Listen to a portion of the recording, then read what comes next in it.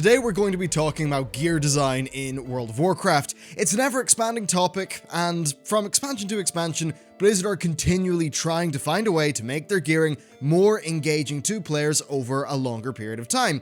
What is engagement? Well, engagement is interaction. You interacting with the game's systems. Often the industry uses the term MAU, or monthly active user, as a metric to gauge the success of a title, especially prevalent for free-to-play games. Now with that model, what you want to do is increase your MAU and at the same time increase your conversion rate. Increasing the conversion rate is a nice way of saying you're getting more people to buy your microtransactions, and it's almost always best done via game design.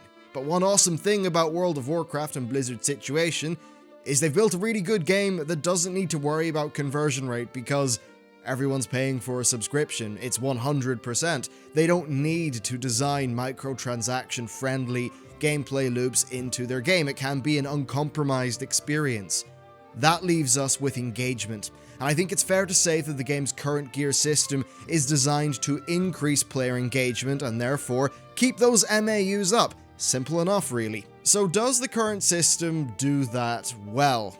Okay, Blizzard likely realized that in the past, people would get burned out if they could only do one thing to progress, so they added more options with Mythic Plus and having the world be a bit more relevant to some elements of gearing. They then needed to ensure that that gear was always relevant, so they created the Titan Forge system. You can spend countless hours a week rolling that dice and almost always have a reason to continue. It's a system that can last for an extremely long period of time before you need to add any new content. And if you think about the current gear system, this was prototyped in patch 6.2. It was successful in patch 6.2 at the game's most unhealthy point. It managed to increase player retention, but by no account did it solve the problems with Warlords of Draenor. I think that the decision to go all out with this system based in 6.2 was really, for Legion, it was based on bad data. The ideal gear system for a game that has had no content added to it, i.e. WoD, after 6.2, is not the ideal system for a game that is going to have a steady stream of content. Why make a system that strings the process out almost indefinitely at the expense of player enjoyment when the only job you have to do is make gearing fun until the next patch? Doesn't make much sense. It comes from Diablo 3. Look at Diablo 3. That's a game that is designed around a set of systems that can last for a very long time without new core content being added. World of Warcraft, though, well, it's a game that's designed to be updated.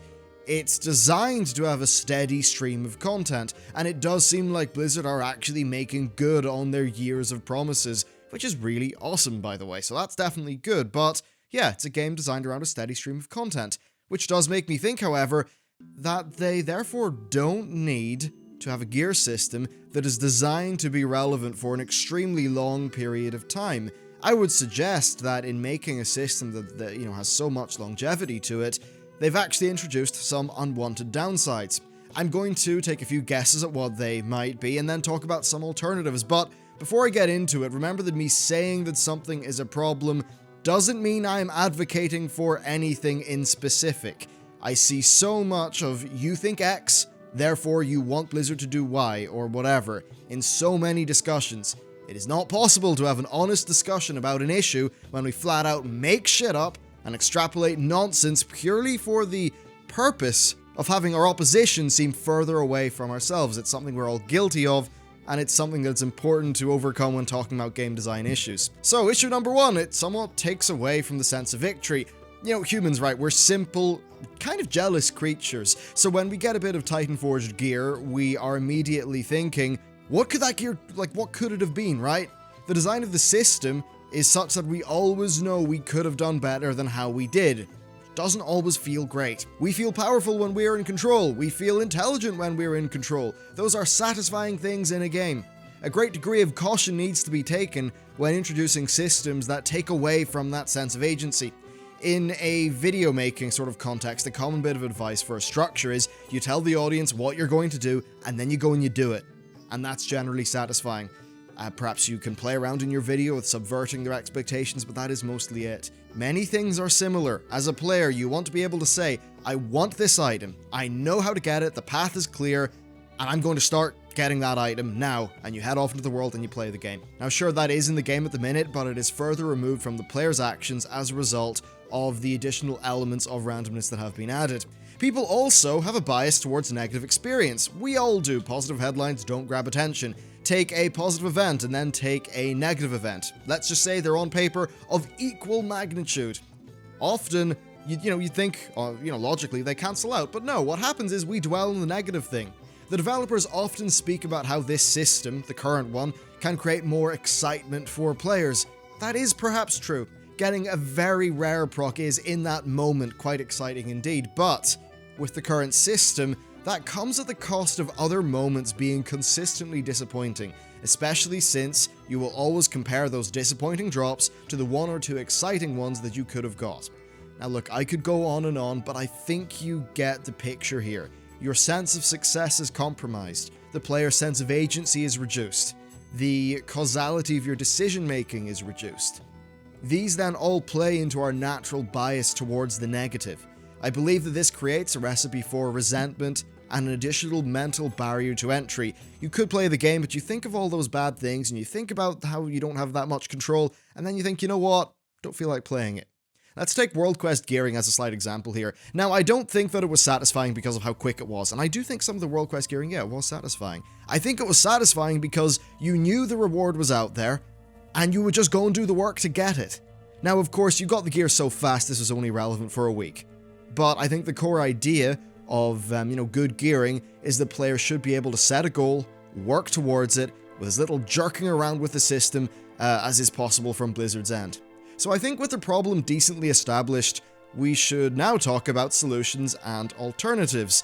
First of all, though, I need to mention badge/valor gear. It used to be the case that doing content would always give you a currency of sorts, which could then be spent at a vendor for some bits of gear. It was never the fastest way of getting gear. Your optimal was always head into a raid, get the boss drops, and lots of slots wouldn't be covered by this kind of gear, but it had a real strength that the current system doesn't. First, you could never lose. Currently, if a boss doesn't give you the gear you want, you lose. That's it.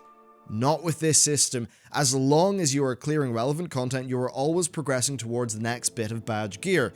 It also meant that you had a set of rewards and a clear idea of how to get them. As I said earlier, I think that all people need to get started is a clear path to success, where they don't feel like the game's going to mess around with them. Basically, I think that all the problems that I mentioned above are pretty much not applicable to a gear system like this. However, yeah, of course, there's some downsides to deterministic gear systems, but once again, it's just another tool in our tool belt. We don't have to go 100% in either direction. Now, if we look back at the game's gearing systems, it's definitely the case that stuff like the badge gear, that's how a lot of it worked. The idea of you knowing a reward was there and that you had a clear path to get it, that was just a thing in how the game used to be. Think of the epic class quests that gave you gear, but took a long time to complete.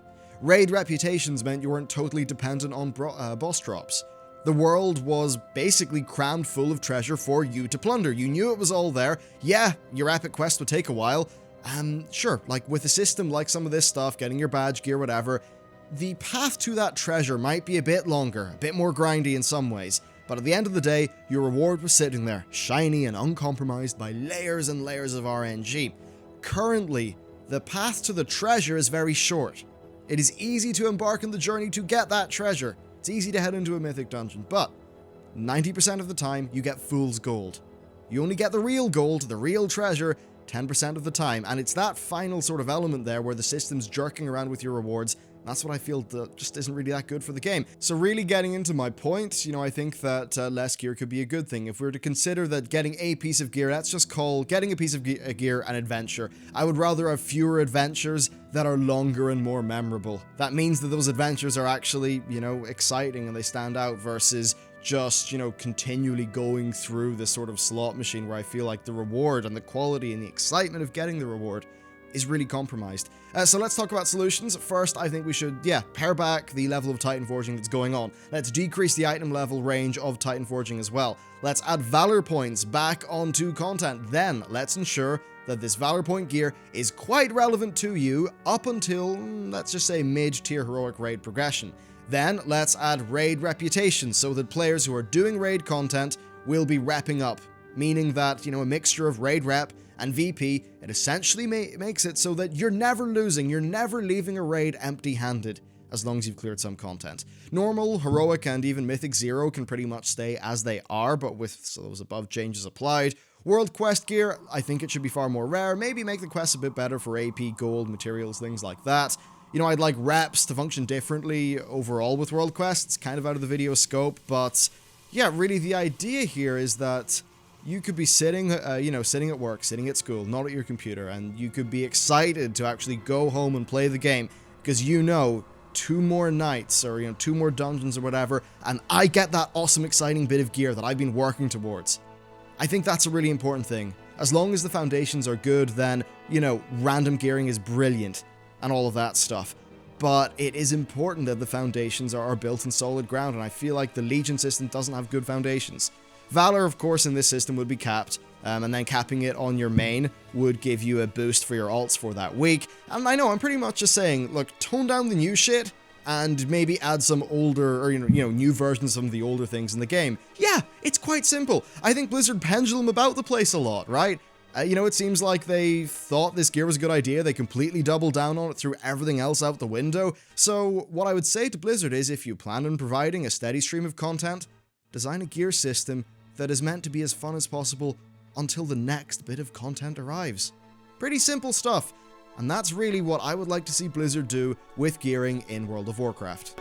If you've got any questions that you want to ask for the general AMA that I sometimes do at the end of the video, drop them down in the comments. But other than that, guys, thank you very much for watching, and I will see you next time.